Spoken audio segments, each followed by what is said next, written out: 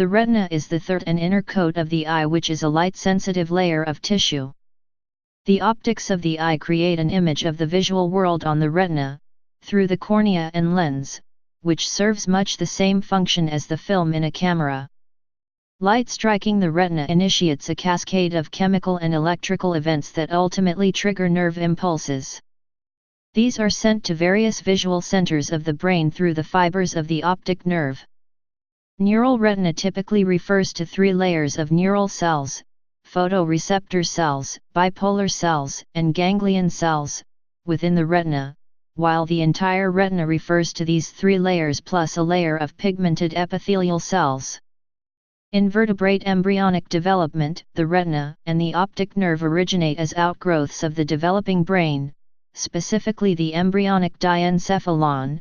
Thus, the retina is considered part of the central nervous system, CNS, and is actually brain tissue. It is the only part of the CNS that can be visualized non-invasively. The retina is a layered structure with several layers of neurons interconnected by synapses. The only neurons that are directly sensitive to light are the photoreceptor cells. For vision, these are of two types, the rods and cones. Rods function mainly in dim light and provide black and white vision, while cones support the perception of color. A third type of photoreceptor, the photosensitive ganglion cells, is important for entrainment and reflexive responses to the brightness of light. Neural signals from the rods and cones undergo processing by other neurons of the retina. The output takes the form of action potentials in retinal ganglion cells whose axons form the optic nerve. Several important features of visual perception can be traced to the retinal encoding and processing of light. The term is from Latin rte, meaning net. Structure. The vertebrate retina has 10 distinct layers. From closest to farthest from the vitreous body, that is, from closest to the front exterior of the head towards the interior and back of the head. Inner limiting membrane, basement membrane elaborated by molar cells. Nerve fiber layer, axons of the ganglion cell nuclei. Note that a thin layer of molar cell footplates exists between this layer and the inner limiting membrane. Ganglion cell layer contains nuclei of ganglion cells, the axons of which become the optic nerve fibers for messages, and some displaced amacrine cells. Inner plexiform layer contains the synapse between the bipolar cell axons and the dendrites of the ganglion and amacrine cells. Inner nuclear layer contains the nuclei and surrounding cell bodies, pericardia, of the amacrine cells, bipolar cells, and horizontal cells. Outer plexiform layer projections of rods and cones ending in the rod spherule and cone pedicle, respectively. These make synapses with dendrites of bipolar cells. In the macular region, this is known as the fiber layer of Henle. Outer nuclear layer cell bodies of rods and cones. External limiting membrane layer that separates the inner segment portions of the photoreceptors from their cell nucleus. Layer of rods and cones, layer of rod cells and cone cells. Retinal pigment epithelium, single layer of cuboidal cells, with extrusions not shown in diagram. This is closest to the choroid. These can be simplified into four main processing stages: photoreception, transmission to bipolar cells, transmission to ganglion cells which also contain photoreceptors, the photosensitive ganglion cells, and transmission along the optic nerve. At each synaptic stage there are also laterally connecting horizontal and amacrine cells. The optic nerve is a central tract of many axons of ganglion cells connecting primarily to the lateral geniculate body, a visual relay station in the diencephalon, the rear of the forebrain. It also projects to the superior colliculus, the suprachiasmatic nucleus, and the nucleus of the optic tract. It passes through the other layers, creating the optic disc in primates. Additional structures, not directly associated with vision, are found as outgrowths of the retina in some vertebrate groups. In birds, the pecten is a vascular structure of complex shape that projects from the retina into the vitreous humor, it supplies oxygen and nutrients to the eye, and may also aid in vision. Reptiles have a similar, but much simpler, structure. In adult humans, the entire retina is approximately 72% of a sphere about 22 mm in diameter. The entire retina contains about 7 million cones and 75 to 150 million rods. The optic disc, a part of the retina sometimes called the blind spot because it lacks photoreceptors, is located at the optic papilla, a nasal zone where the optic nerve fibers leave the eye. It appears as an oval white area of 3 mm superscript 2. Temporal, in the direction of the temples, to this disc is the macula. At its center is the fovea, a pit that is responsible for our sharp central vision but is actually less sensitive to light because of its lack of rods. Human and non-human primates possess one fovea as opposed to certain bird species such as hawks who are bifoveate and dogs and cats who possess no fovea but a central band known as the visual streak. Around the fovea extends the central retina for about 6 mm and then the peripheral retina. The edge of the retina is defined by the ora serrata. The length from one ora to the other, or macula, the most sensitive area along the horizontal meridian, is about 32 mm. In section the retina is no more than 0.5 mm thick. It has 3 layers of nerve cells and 2 of synapses, including the unique ribbon synapse. The optic nerve carries the ganglion cell axons to the brain and the blood vessels that open into the retina. The ganglion cells lie outermost in the retina while the photoreceptive cells lie innermost. Because of this counterintuitive arrangement, light must first pass through and around the ganglion cells and through the thickness of the retina, including its capillary vessels, not shown, before reaching the rods and cones. However, it does not pass through the retinal pigment epithelium or the choroid, both of which are opaque. The white blood cells in the capillaries in front of the photoreceptors can be perceived as tiny bright moving dots when looking into blue light. This is known as the blue field entoptic phenomenon, or Shearer's phenomenon. Between the ganglion cell layer and the rods and cones there are 2 layers of neuropils where synaptic contacts are made. The neuropil layers are the outer plexiform layer and the inner plexiform layer. In the outer the rods and cones connect to the vertically running bipolar cells, and the horizontally oriented horizontal cells connect to ganglion cells. The central retina is cone-dominated and the peripheral retina is rod-dominated. In total there are about 7 million cones and 100 million rods. At the center of the macula is the foveal pit where the cones are smallest and in a hexagonal mosaic, the most efficient and highest density. Below the pit the other retina layers are displaced, before building up along the foveal slope until the rim of the fovea or parafovea, which is the thickest portion of the retina. The macula has a yellow pigmentation from screening pigments and is known as the macula lutea. The area directly surrounding the fovea has the highest density of rods converging on single bipolars. Since the cones have a much lesser power of merging signals, the fovea allows for the sharpest vision the eye can attain. Though the rod and cones are a mosaic of sorts, transmission from receptors to bipolars to ganglion cells is not direct. Since there are about 150 million receptors and only 1 million optic nerve fibers, there must be convergence and thus mixing of signals. Moreover, the horizontal action of the horizontal and amacrine cells can allow one area of the retina to control another, e.g. one stimulus inhibiting another. This inhibition is key to the sum of messages sent to the higher regions of the brain. In some lower vertebrates, e.g. the pigeon, there is a centrifugal control of messages, that is, one layer can control another, or higher regions of the brain can drive the retinal nerve cells, but in primates this does not occur. Development. Retinal development begins with the establishment of the eye fields mediated by SHH and SIX3 with subsequent development of the optic vesicles via PAX6 and LHX2. The role of PAX6 in eye development was elegantly demonstrated by Walter Gehring and colleagues, who showed that ectopic expression of PAX6 can lead to eye formation on Drosophila antennae, wings, and legs.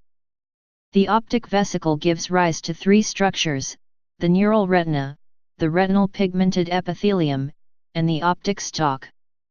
The neural retina contains the retinal progenitor cells, RPCs, that give rise to the 7 cell types of the retina. Differentiation begins with the retinal ganglion cells and concludes with production of the molar glia. Although each cell type differentiates from the RPCs in a sequential order, there is considerable overlap in the timing of when individual cell types differentiate. The cues that determine a RPC daughter cell fate are coded by multiple transcription factor families including the BHLH and homeodomain factors. In addition to guiding cell fate determination, cues exist in the retina to determine the dorsal/ventral and nasal/temporal axes.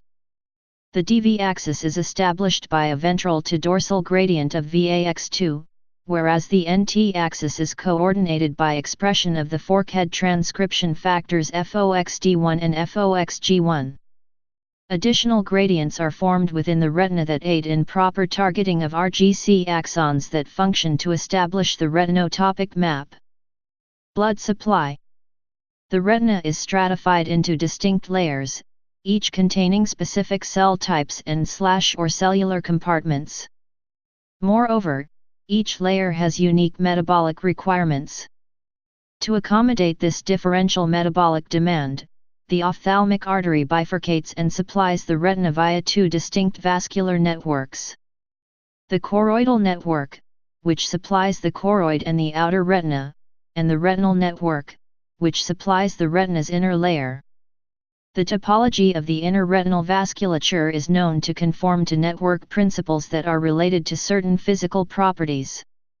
The unique structure of the blood vessels in the retina has been used for biometric identification. Changes in the retinal microcirculation are seen with aging, exposure to air pollution, and may indicate cardiovascular diseases such as hypertension and atherosclerosis. The identification of vascular bifurcations is one of the basic steps in this analysis. Results of such analyses of the retinal microcirculation can be evaluated against the ground truth data of vascular bifurcations of retinal fundus images that are obtained from the DRIVE data set. In addition, the classes of vessels of DRIVE dataset has also been identified in. An automated method for accurate extraction of these bifurcations is also available in. Determining the equivalent width of arterioles and venules near the optic disc is also a widely used technique to identify cardiovascular risks. The bird retina is devoid of blood vessels, perhaps to give unobliterated light for forming images, thus giving better resolution. It is, therefore, a considered view that the bird retina depends for nutrition and oxygen supply on a specialized organ, called the pecten or pecten oculi, located on the blind spot or optic disc. This organ is extremely rich in blood vessels and is thought to supply nutrition and oxygen to the bird retina by diffusion through the vitreous body.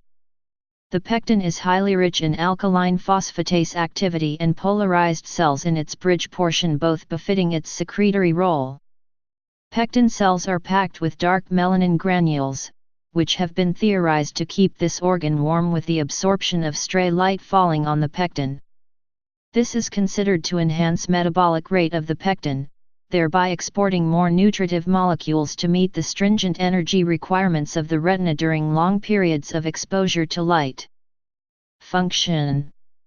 An image is produced by the patterned excitation of the cones and rods in the retina.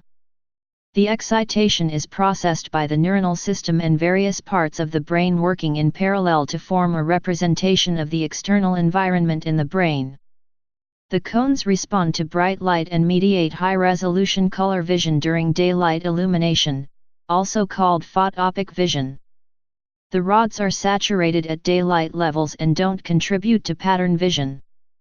However, rods do respond to dim light and mediate lower resolution, monochromatic vision under very low levels of illumination, called scotopic vision.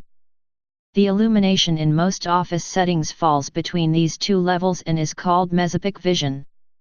At these light levels, both the rods and cones are actively contributing pattern information to that exiting the eye. What contribution the rod information makes to pattern vision under these circumstances is unclear. The response of cones to various wavelengths of light is called their spectral sensitivity. In normal human vision, the spectral sensitivity of a cone falls into one of three subgroups. These are often called blue, green, and red cones, but more accurately are short, medium, and long wavelength sensitive cone subgroups. It is a lack of one or more of the cone subtypes that causes individuals to have deficiencies in color vision or various kinds of color blindness. These individuals are not blind to objects of a particular color but experience the inability to distinguish between two groups of colors that can be distinguished by people with normal vision. Humans have three different types of cones: trichromatic vision, while most other mammals lack cones with red sensitive pigment and therefore have poorer, dichromatic, color vision. However, some animals have four spectral subgroups, e.g. the trout adds an ultraviolet subgroup to short, medium, and long subgroups that are similar to humans. Some fish are sensitive to the polarization of light as well. When light falls on a receptor, it sends a proportional response synaptically to bipolar cells, which in turn signal the retinal ganglion cells. The receptors are also cross-linked by horizontal cells and amacrine cells, which modify the synaptic signal before the ganglion cells. Rod and cone signals are intermixed and combine, although rods are mostly active in very poorly lit conditions and saturate in broad daylight, while cones function in brighter lighting because they are not sensitive enough to work at very low light levels. Despite the fact that all are nerve cells, only the retinal ganglion cells and few amacrine cells create action potentials. In the photoreceptors, exposure to light hyperpolarizes the membrane in a series of graded shifts. The outer cell segment contains a photopigment. Inside the cell, the normal levels of cyclic guanosine monophosphate, cGMP, keep the NAND channel open, and thus in the resting state the cell is depolarized. The photon causes the retinal bound to the receptor protein to isomerase to transretinal. This causes receptor to activate multiple G proteins. This in turn causes the GA subunit of the protein to activate a phosphodiesterase, PDE6, which degrades cGMP, resulting in the closing of NAND cyclic nucleotide-gated ion channels, CNGs. Thus the cell is hyperpolarized. The amount of neurotransmitter released is reduced in bright light and increases as light levels fall. The actual photopigment is bleached away in bright light and only replaced as a chemical process, so in a transition from bright light to darkness the eye can take up to 30 minutes to reach full sensitivity. See adaptation, I. In the retinal ganglion cells there are two types of response, depending on the receptive field of the cell. The receptive fields of retinal ganglion cells comprise a central approximately circular area, where light has one effect on the firing of the cell, and an annular surround, where light has the opposite effect on the firing of the cell. In on cells, an increment in light intensity in the center of the receptive field causes the firing rate to increase. In off cells, it makes it decrease. In a linear model, this response profile is well described by a difference of Gaussians and is the basis for edge detection algorithms. Beyond this simple difference, ganglion cells are also differentiated by chromatic sensitivity and the type of spatial summation. Cells showing linear spatial summation are termed X cells, also called parvocellular, P, or midget ganglion cells, and those showing nonlinear summation are Y cells, also called magnocellular, M, or parasol retinal ganglion cells, although the correspondence between X and Y cells, in the cat retina, and P and M cells, in the primate retina, is not as simple as it once seemed. In the transfer of visual signals to the brain, the visual pathway, the retina is vertically divided in two, a temporal, nearer to the temple, half, and a nasal, nearer to the nose, half. The axons from the nasal half cross the brain at the optic chiasma to join with axons from the temporal half of the other eye before passing into the lateral geniculate body. Although there are more than 130 million retinal receptors, there are only approximately 1.2 million fibers, axons, in the optic nerve. A large amount of pre-processing is performed within the retina. The fovea produces the most accurate information. Despite occupying about 0.01% of the visual field, less than 2 degrees of visual angle, about 10% of axons in the optic nerve are devoted to the fovea. The resolution limit of the fovea has been determined at around 10,000 points. See visual acuity. The information capacity is estimated at 500,000 bits per second. For more information on bits, see information theory, without color, or around 600,000 bits per second including color. Spatial encoding. The retina does not simply send a picture to the brain. The retina spatially encodes, compresses, the image to fit the limited capacity of the optic nerve. Compression is necessary because there are 100 times more photoreceptor cells than ganglion cells as mentioned above. The retina does so by decorrelating the incoming images in a manner to be described below. These operations are carried out by the Centersurround structures as implemented by the bipolar and ganglion cells. There are two types of Centersurround structures in the retina: on-centers and off-centers. On-centers have a positively weighted center and a negatively weighted surround. Off-centers are just the opposite. Positive weighting is more commonly known as excitatory and negative weighting is more commonly known as inhibitory. These Centersurround structures are not physical in the sense that one cannot see them by staining samples of tissue and examining the retina's anatomy. The Centersurround structures are logical, i.e., mathematically abstract, in the sense that they depend on the connection strengths between ganglion and bipolar cells. It is believed that the connection strengths between cells is caused by the number and types of ion channels embedded in the synapses between the ganglion and bipolar cells. See receptive field for figures and more information on Centersurround structures. The Centersurround structures are mathematically equivalent to the edge detection algorithms used by computer programmers to extract or enhance the edges in a digital photograph. Thus the retina performs operations on the image to enhance the edges of objects within its visual field. For example, in a picture of a dog, a cat, and a car, it is the edges of these objects that contain the most information. In order for higher functions in the brain, or in a computer for that matter, to extract and classify objects such as a dog and a cat, the retina is the first step to separating out the various objects within the scene. As an example, the following matrix is at the heart of the computer algorithm that implements edge detection. This matrix is the computer equivalent to the Centersurround structure. In this example, each box, element, within this matrix would be connected to one photoreceptor. The photoreceptor in the center is the current receptor being processed. The center photoreceptor is multiplied by the +1 weight factor. The surrounding photoreceptors are the nearest neighbors to the center and are multiplied by the -1/8 value. The sum of all 9 of these elements is finally calculated.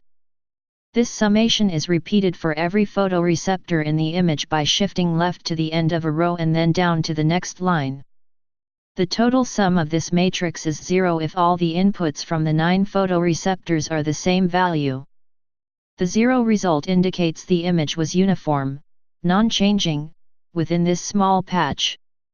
Negative or positive sums mean something was varying, changing, within this small patch of 9 photoreceptors. The above matrix is only an approximation to what really happens inside the retina. The differences are: the above example is called balanced. The term balanced means that the sum of the negative weights is equal to the sum of the positive weights so that they cancel out perfectly. Retinal ganglion cells are almost never perfectly balanced. The table is square while the center-surround structures in the retina are circular. Neurons operate on spike trains traveling down nerve cell axons. Computers operate on a single floating point number that is essentially constant from each input pixel. The computer pixel is basically the equivalent of a biological photoreceptor. The retina performs all these calculations in parallel while the computer operates on each pixel one at a time. There are no repeated summations and shifting as there would be in a computer. Finally, the horizontal and amacron cells play a significant role in this process, but that is not represented here. Here is an example of an input image and how edge detection would modify it. Once the image is spatially encoded by the center-surround structures, the signal is sent out the optical nerve, via the axons of the ganglion cells, through the optic chiasm to the LGN, lateral geniculate nucleus. The exact function of the LGN is unknown at this time. The output of the LGN is then sent to the back of the brain. Specifically, the output of the LGN radiates out to the V1 primary visual cortex. Simplified signal flow, photoreceptors bipolar ganglion chiasm LGN V1 cortex. Clinical significance. There are many inherited and acquired diseases or disorders that may affect the retina. Some of them include: retinitis pigmentosa is a group of genetic diseases that affect the retina and cause the loss of night vision and peripheral vision. Macular degeneration describes a group of diseases characterized by loss of central vision because of death or impairment of the cells in the macula. Cone rod dystrophy, CORD, describes a number of diseases where vision loss is caused by deterioration of the cones and/or rods in the retina. In retinal separation, the retina detaches from the back of the eyeball. Ignopuncture is an outdated treatment method. The term retinal detachment is used to describe a separation of the neurosensory retina from the retinal pigment epithelium.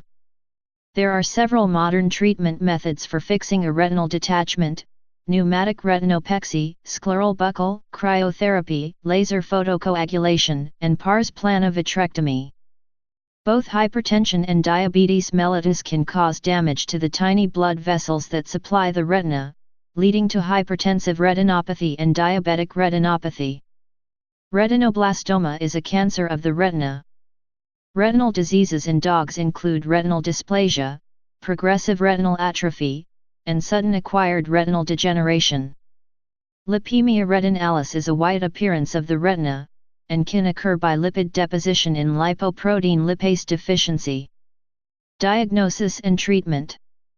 A number of different instruments are available for the diagnosis of diseases and disorders affecting the retina. Ophthalmoscopy and fundus photography are used to examine the retina. Recently, adaptive optics has been used to image individual rods and cones in the living human retina, and a company based in Scotland have engineered technology that allows physicians to observe the complete retina without any discomfort to patients. The electroretinogram is used to measure non-invasively the retina's electrical activity, which is affected by certain diseases. A relatively new technology, now becoming widely available, is optical coherence tomography, OCT. This non-invasive technique allows one to obtain a 3D volumetric or high-resolution cross-sectional tomogram of the retinal fine structure with histologic quality. Treatment depends upon the nature of the disease or disorder. Transplantation of retinas has been attempted, but without much success. At MIT, the University of Southern California, RWTH Auckland University, and the University of New South Wales, an artificial retina is under development, an implant which will bypass the photoreceptors of the retina and stimulate the attached nerve cells directly, with signals from a digital camera. Retinal gene therapy. Gene therapy holds promise as a potential avenue to cure a wide range of retinal diseases. This involves using a non-infectious virus to shuttle a gene into a part of the retina. Recombinant adeno-associated virus, RIAV, vectors possess a number of features that render them ideally suited for retinal gene therapy, including a lack of pathogenicity, minimal immunogenicity, and the ability to transduce post-mitotic cells in a stable and efficient manner.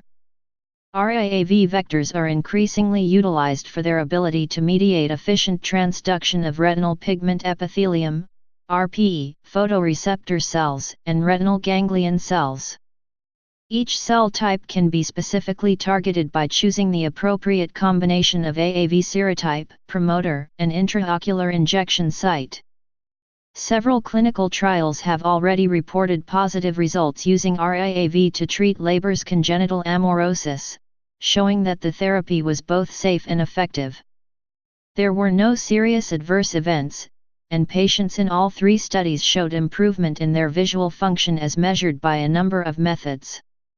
The methods used varied among the three trials, but included both functional methods such as visual acuity and functional mobility as well as objective measures that are less susceptible to bias, such as the pupil's ability to respond to light and improvements on functional MRI.